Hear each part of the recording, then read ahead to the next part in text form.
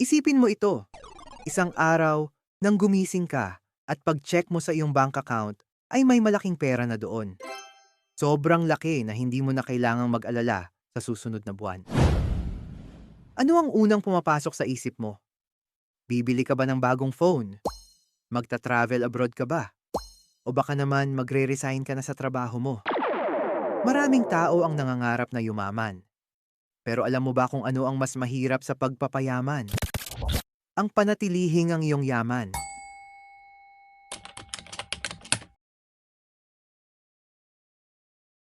Kasi kapag may pera ka na, doon pa lang magsisimula ang laban mo. Kung bago ka pa lang dito sa channel ko, I'm happy for you kasi nasa tamang channel ka.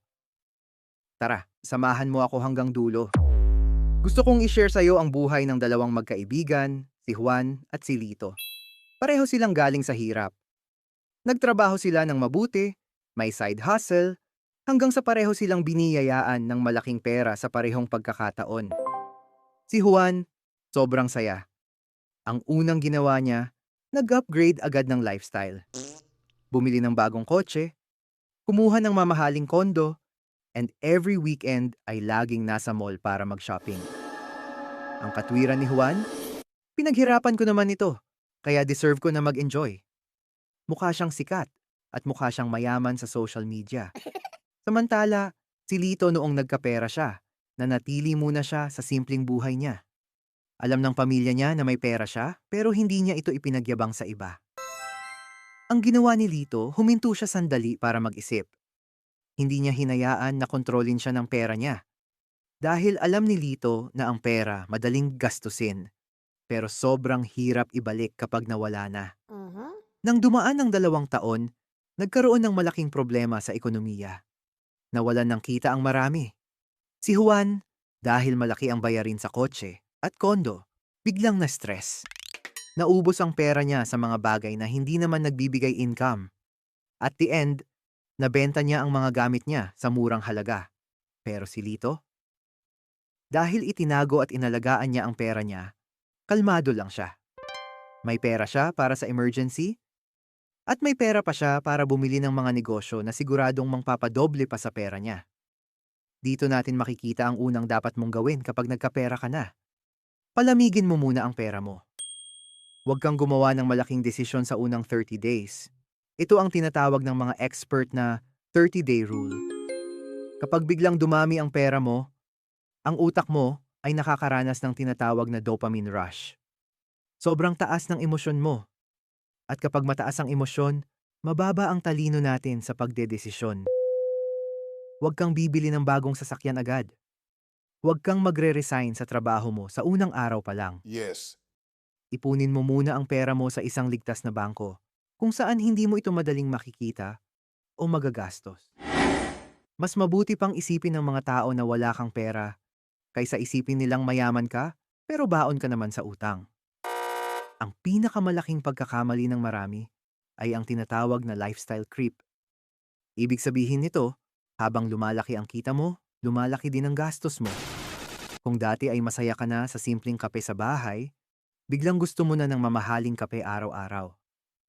Kapag hinayaan mo ito, kahit magkapera ka ng milyon-milyon, mauubos at mauubos pa rin yan. Ang pangalawang dapat mong gawin kapag may pera ka na ay ang pagbuo ng iyong financial foundation. Isipin mo na ang buhay mo ay parang isang bahay. Hindi mo pwedeng itayo ang bubong kung marupok ang iyong semento. Una, bayaran mo lahat ng utang mo na may mataas na interes. Ang utang ay parang mabigat na kadena na hihila sa iyo pabalik sa hirap. Pagkatapos niyan, magtabi ka para sa iyong emergency fund. Ito ang pera na gagamitin mo lang kapag may hindi inaasahang nangyari tulad ng pagkakasakit o pagkawala ng kita. Dapat ay may sapat kang pera na kayang bayaran ang mga gastos mo sa loob ng 6 months hanggang 1 year. Bakit ito mahalaga? Dahil ang emergency fund ang nagbibigay sa iyo ng kapayapaan ng isip. Kapag may emergency fund ka, hindi ka matatakot sa bukas. Tingnan mo ang mga matagumpay na negosyante. Hindi sila naging matagumpay dahil sa swerte lang. Naging matagumpay sila dahil bago sila sumubok sa malalaking bagay, sinigurado muna nila na ligtas ang kanilang pamilya at ang kanilang sarili. Ngayon, kapag ligtas ka na, kapag may emergency fund ka na at wala ka ng utang, dito na pumasok ang pinakamasayang parte. Ito ang pagpaparami ng pera mo. Huwag mong hayaan na matulog lang ang pera mo sa bangko habang panahon dahil kinakain niya ng inflation o ang pagmahal ng mga bilihin. Ang dapat mong gawin ay patrabahuhin ang pera mo para sa iyo. Mag-invest ka sa mga bagay na nagbibigay ng passive income. Maaaring ito ay sa mga solidong stocks, real estate, o kaya ay sa pagtatayo ng sarili mong negosyo o side hustle. Pero higit sa lahat, ang pinakamagandang investment na pwedeng mong gawin ay ang pag-invest sa iyong sarili. Dahil ang kaalaman mo ang pinakamalaking asset na hindi pwedeng manakaw ng kahit sino. Tandaan mo ito, ang mayayamang tao ay hindi nagtatrabaho para sa pera. Hinahayaan nila na ang pera ang magtrabaho ng doble para sa kanila habang sila ay natutulog. Ang pagkakaroon ng pera ay isang malaking blessing, pero kasama nito ang malaking responsibility. Huwag mong kalimutan kung saan ka nagsimula. Gamitin mo ang pera mo para mapabuti ang buhay mo at ng pamilya mo, at para makatulong din sa ibang tao. Sana ay may na-learn kayo sa topic na ito. Huwag kalimutang i-like, share at subscribe para updated ka tuwing may bagong video upload. Maraming salamat sa iyong oras. Kaya mo yan!